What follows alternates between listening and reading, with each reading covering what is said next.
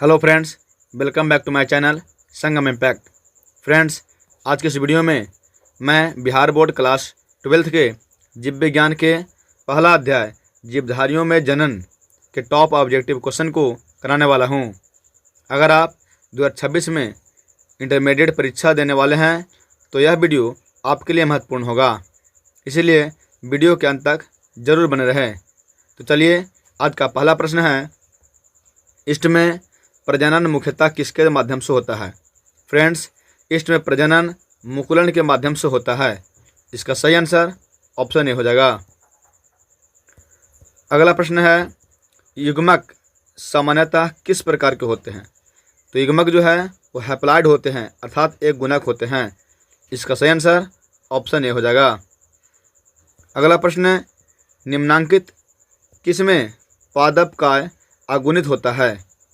तो शैवाल, कवक और ब्रायोफाइट्स, ये तीनों में पादप काय अगुणित होता है, इसलिए इसका सही आंसर ऑप्शन डी हो जाएगा। अगला प्रश्न है, अदरक में कायिक प्रवर्धन किसके द्वारा होता है? फ्रेंड्स, अदरक में कायिक प्रवर्धन राइजोम के द्वारा होता है, इसलिए इसका सही आंसर ऑप्शन ए हो जाएगा।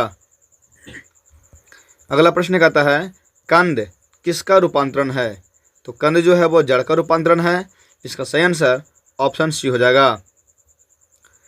फ्रेंड्स, अगला प्रश्न है कि काजू निम्नलिखित में से कैसा फल है?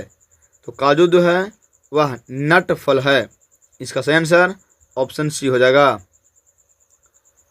अगला प्रश्न है कि नेम्यूल्स निर्माण किस में होता है? तो नेम्यूल्स का निर्माण जो है वह स्पंज में होता है, इसका सही आंसर ऑप्शन डी होगा। अगला प्रश्न कहता है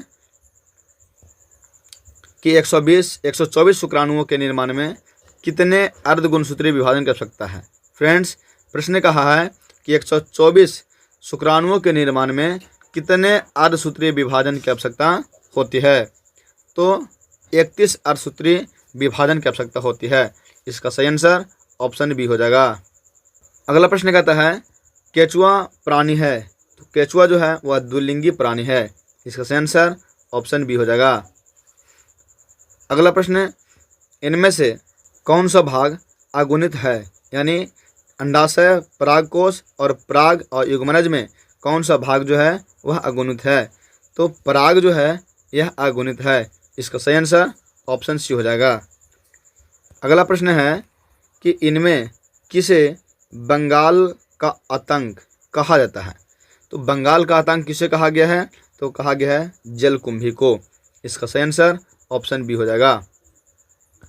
अगला प्रश्न है कि इनमें कौन ठहरे हुए पानी में उगकर ऑक्सीजन खींच लेता है? यानी पानी जो रुका हुआ पानी है, जो ठहरा हुआ पानी है, उसमें उग करके ऑक्सीजन को खींचता है, यह कौन करता है? तो जलकुंभी करता है, इसीलिए इसे बंगाल का आतंक भी कहा गया है, इसका सही आंसर ऑप्शन ए हो जाएगा। अगला प्रश्न है कि जब नर और मादा गैमेट में युग्मन होता है तब क्या कहलाता है? तो जब नर और मादा गैमेट में युग्मन होता है तब वह कहलाता है लैंगिक जनन, इसका सही आंसर ऑप्शन बी हो जाएगा। अगला प्रश्न है कि मादा चक्र पाई जाती है, तो मादा चक्र जो है वह गाय में भी पाई जाती है, भेड़ में, कुत्ता, यानी इन सभी में पाई जाती है, इसका सही आंसर ऑप्शन डी हो जाएगा।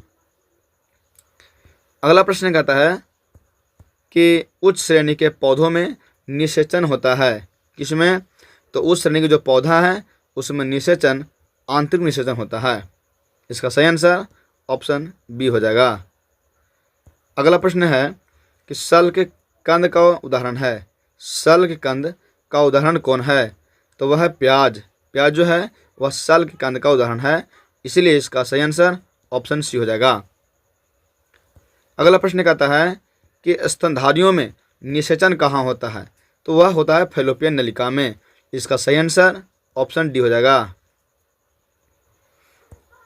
फ्रेंड्स, अगला प्रश्न है कि प्राकृतिक अनिषेक जनन पाया जाता है, यानी प्राकृतिक अनिषेक जनन किस में पाया जाता है? तो वह मधुमक्खियों में पाया जाता है, इसका सही आंसर ऑप्शन बी हो जाएगा। अगला प्रश्न है कि निषेचन का परिणाम होता है, तो निषेचन का परिणाम क्या होता है? भ्रूणपोष। इसीलिए इसका सही आंसर ऑप्शन सी हो जाएगा। अगला प्रश्न है कि बीजाणुओं द्वारा जनन करने वाले पौधे जैसे मॉर्स, फर्न सामान्यतः किस समूह में रखे जाते हैं? तो मॉर्स और फर्न को क्रिप्टोगैम्स में रखा जाता है। यानी पौधे को मुख्य दो विभागों में बांटा गया है, एक फेंड्रोगैम्स और एक क्रिप्टोगैम्स। तो क्रिप्टोगैम्स के अंतर्गत आता है मॉर्स और फर्न, इसलिए इसका सही जवाब ऑप्शन सी हो जाएगा। अगला प्रश्न है कि ये परिवर्तन जो लार्वा को वयस्क में परिवर्तित कर देते हैं क्या कहलाते हैं? यानी जब लार्वा वयस्क में बदलता है तो यह क्या कहलाता है? तो यह प्रक्रिया कहलाता है कायांतरण। इसका सही आंसर ऑप्शन सी हो जाएगा। फ्रेंड्स, अगर यह वीडियो आपको पसंद आया हो तो वीडियो को लाइक एवं शेयर करते चलें और इसी तरह के वीडियो और पाने के लिए चैनल को सब्सक्राइब जरूर करें।